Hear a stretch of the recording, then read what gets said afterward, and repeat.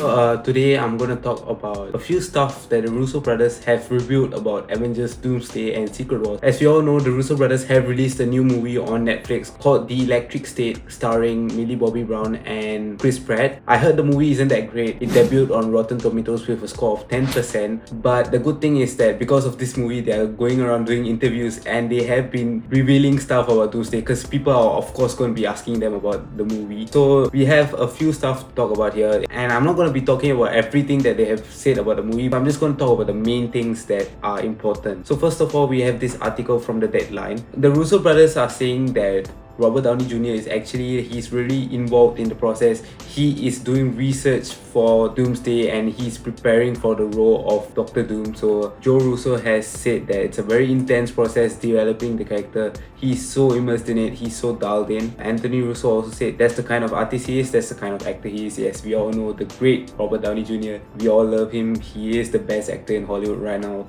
He's also the highest paid actor if I'm not wrong. So Joe Russo has said that Downey is writing backstory and costume ideas. He just really loves three-dimensional characters, and I think he sees a real opportunity here with the character. So this is actually pretty interesting that Robert Downey Jr. is working on the story. We don't usually see actors do that. Robert Downey Jr. here, he has already done a lot for the MCU, being Tony Stark and the savior of the Marvel Cinematic Universe, and now he's doing so much as a villain who's going to be there for 2-3 movies, maybe 4. So that is pretty insane, and he is writing the backstory and costume ideas. That is pretty interesting. He's working with the Russos and the writers of the movie. I find that pretty interesting and I'm happy that he's doing that. So moving on, the second article that we have here is about the Russo brothers revealing their projected runtimes for the movies. This will not be the final runtimes for the movies, but as a director, you have to have an idea of how long your movie is going to be at. So they are projected runtimes as of now. The Russos have said that if I were a betting man, I would say the first movie, Doomsday, is going to be 2.5 hours and the second one is 3 hours. If you guys recall, Avengers Infinity War was also 2.5 hours. I'm not exactly sure of the runtime, let me just pull it up.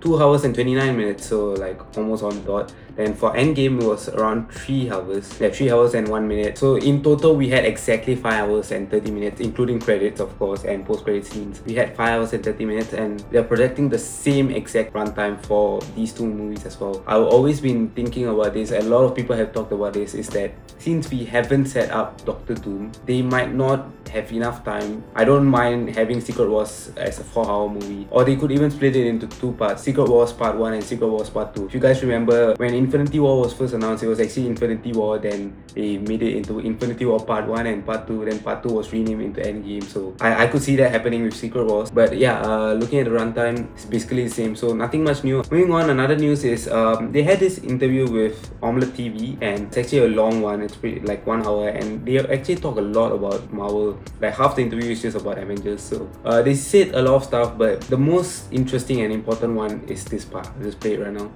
Get immersed in a 20 movie arc and see an ending to that arc. What's compelling about these two new Avengers movies is they're a beginning. It's a new beginning. So we told an ending story, now we're going to tell a beginning story, and then who knows where we'll go from there. Maybe it'll be another 5 years. Okay, so what they're saying is that Infinity War and Endgame were like the finale to a 20 movie series. Thanos was teased in the first few Avengers movies, the Guardians movies, but he was never really the main threat. But Infinity War and Endgame brought him in, made him do what he does, and it brought together every single character that we've seen through these 20 movies. Avengers! Assemble. It brought together all those Infinity Stones that we've been seeing with a lot of characters, like Thor the Dark World introduced the Reality Stone to us, Captain America the first Avenger introduced Tesseract to us, and the first Avengers movie talked about the Tesseract and Loki's scepter, which had the Mind Stone, and in Age of Ultron they used the Mind Stone to make Vision. So all these movies talked about the Infinity Stones from the start, and then we had the Avengers movie, the big finale of that saga, and now we haven't really been having a story. Kang would have been great. They were building up to that, then they couldn't do the plot because of their actor being fired. But I mean, if you think about it, we are in a similar situation to what Thanos was before Infinity War. He was just teased in a few films, that's it.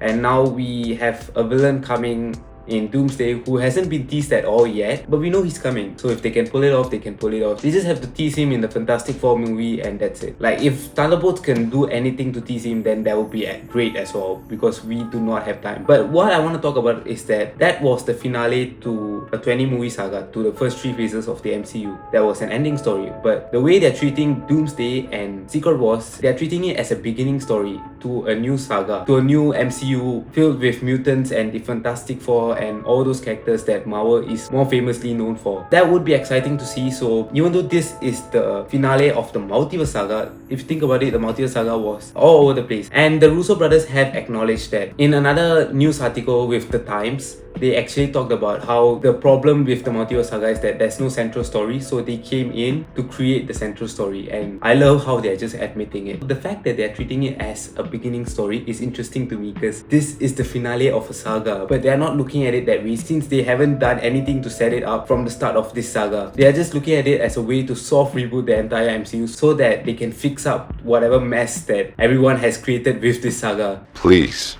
Scooby-Doo this crap. So I love that, and hopefully they don't just mess it up again after the reboot. But yeah, this was really interesting. It was quite important, so I had to bring it up here. Then moving on, another thing I saw was that we all know about the concept art that was leaked, and I mean concept art literally means nothing. We've seen so much concept art for every single movie that has come out so far, and like even No Way Home had that concept art with Mysterio, but we knew that was not going anywhere. So for this movie, even though all these concept art couldn't mean anything, I mean at least one of them had to make it into the movie, right? If you think about it, it all made sense. Those concept arts were literally stuff that appeared in the comics, so it really made sense. But the Russo brothers have said that no, because that artwork was not from Avengers, Doomsday or Secret. Okay, that is interesting, because the guy who leaked it, and it wasn't even on purpose, but he put it up on his portfolio, and he's actually a senior artist at Marvel Studios. He has been working there, a lot of movies, so it is pretty credible. But the Russo brothers have been denying it. They say nothing spoiling in there, that's not our concept art, and they haven't taken down any of those photos. You could just post a video on that, you could post it on Reddit or Twitter or whatever, they won't take it down. So that really sparked the question whether if it's actually leaked, and I actually view this as just a smart move by the Russos, because we've seen this happen with No Way Home. Those images were leaked, Marvel didn't take them down, and then there was this question if it's true or not. Even though we all knew they were going to be in a movie, we just never got that confirmation, so we always had that question in our minds until we saw the movie. So I'm just thinking they're doing the same thing here, because if you think about it, the leaked concept art didn't raise any questions from the audience. Everyone got more hype for the movie, they trusted the movie more. In fact, if the movie was tracking to just hit like $1 billion or $1.5 billion in its total run in the box office, I think because of that concept art, it's at least gonna get $2 billion now.